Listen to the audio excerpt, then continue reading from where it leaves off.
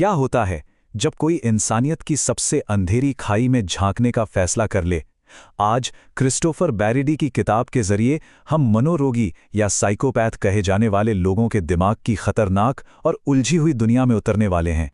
और जब लेखक ये कहते हैं तो ये कोई मामूली दावा नहीं है। यहाँ बात सिर्फ जुर्म की कहानियों की नहीं है, बल्कि हम उस बिल्कुल अलग और डरावने सोचने के तरीके को समझने की कोशिश करने वाले हैं जो इन लोगों को चलाता है। तो ठीक है, इस सफर पर निकलने से पहले सबसे पहला और सबसे जरूरी सवाल, आखिर ये साइकोपैथ, ये मनोरोगी होता कौन है? देखिए, किताब के हिसाब से इनकी सबसे बड़ी पहचान है एक मुखौटा। मतलब बाहर से देखने में ये लोग बड़े चार्मिंग, कॉन्फिडेंट, बिल्कुल नॉर्मल लग सकते हैं, लेकिन उस मुखौटे के पीछे दूसरों के लिए महसूस करने की, उनकी तकलीफ समझने की जो काबिलियत होती है, वो लगभग होती ही नहीं है। ये जो लक्षण स्क्रीन पर हैं, ये प्रोफेसर रॉबर्ट हेयर की मशहूर हेयर चेकलिस्ट का बस एक छोटा सा हिस्सा है। लेकिन यहाँ एक जरूरी बात है। प्रोफेसर हेयर साफ साफ कहते हैं कि ये चेकलिस्ट आम लोगों के लिए नहीं है। क्यों? क्योंकि ये मैनिपुलेशन के मास्टर होते हैं, अपनी असलियत को छुपाने में इतने माहिर कि इन्हें पहचानने की कोशिश करना भी खतरनाक हो सकता है। तो फिर सवाल ये उठता है कि अगर ये लोग इतने बड़े धोखेबाज हैं, तो फिर इनसे बात कैसे की जाए? इनसे सच निकलवाने का आखिर तरीका क्या है? किताब एक बहुत ही, कह सकते हैं, विवादास्पद तरीका बताती है, जो प्रोफेसर एनाबेल ली का है। उनका आइडिया है कि इनसे बात करने के लिए इनके ही दिमाग को हथियार बनाओ। मतलब उनकी सोच, उनकी पसंद नापसंद सब कुछ समझकर उसी भाषा में बात करो जो वो समझते हैं। जैसे कि ऐसे खत लिखो जो सीधे उनकी ईगो को अपील करें। ऐसी तस्वीरें दिखाओ जो उनके शिकार के टाइप से मिलती जुलती हों। यहाँ तक कि खत पर एक खास परफ्यूम छिड़कना, ताकि वो गंध उनके दिमाग में बैठ जाए।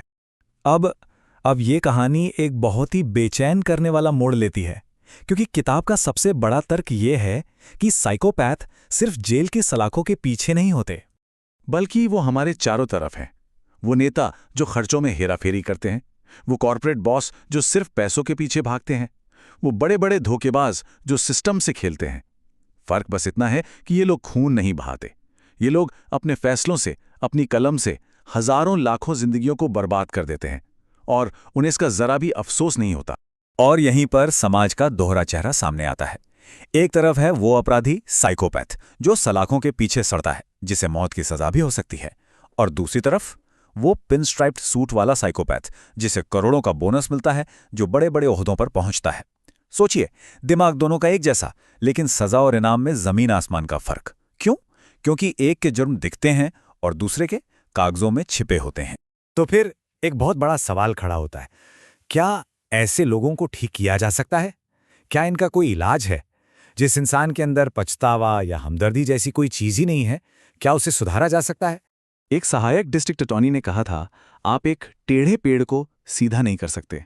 और ये एक लाइन शायद पूरी सच्चाई बयां कर देती है। किताब के मुताबिक ज्यादातर एक्सपर्ट्स यही मानते हैं कि आप एक साइकोपैथ को बदल नहीं सकते। क्यों? क्योंकि ये कोई बीमारी नहीं है जिसे आप दवा देकर ठीक कर दें। ये तो उनके व्यक्तित्व की, उनके होने की बुनियाद है।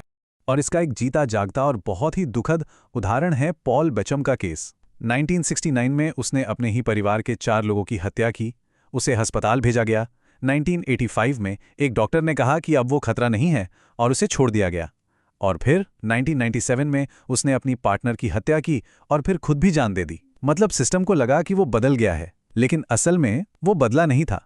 उसने बस बदलना सीख लिया था, दिखावा करना सीख लिया। तो फिर सवाल उठता है कि अगर हम इन्हें ठीक कर ही नहीं सकते, तो फिर इनसे बात करने का, इन पर स्टडी करने का क्या मतलब है? किताब का जवाब बहुत साफ है। मकसद इलाज करना है ही नहीं, मकसद है अध्ययन करना। मकसद है इनके दिमाग के अंदर झांकना और ये समझना कि आखिर ये काम कैसे करता है। और ये जानकारी बेकार नहीं है। ये ज्ञान, ये समझ पुलिस और दूसरी एजेंसियों के लिए एक बहुत बड़ा हथियार बन जाता है। क्योंकि जब आप एक साइकोपैथ के दिमाग का पैटर्न समझ जाते हैं, तो आप दूसरे ऐसे लोगों को पहचान सकते हैं, और शायद किसी और को, एक और जानलेवा पागलपन को शुरू होने से पहले ही रोक सकते हैं। तो आखिर में किताब हमें एक बहुत ही तीखे सवाल के साथ छोड़ जाती है। हमने देखा कि साइकोपैथ्स कैसे मैनिपुलेट करते हैं, कैसे धोखा देते हैं। तो आखिरी सवाल ये है, हमारे आसपास, हमारी जिंदगी में कौन किसे मैनिपुलेट कर रहा है?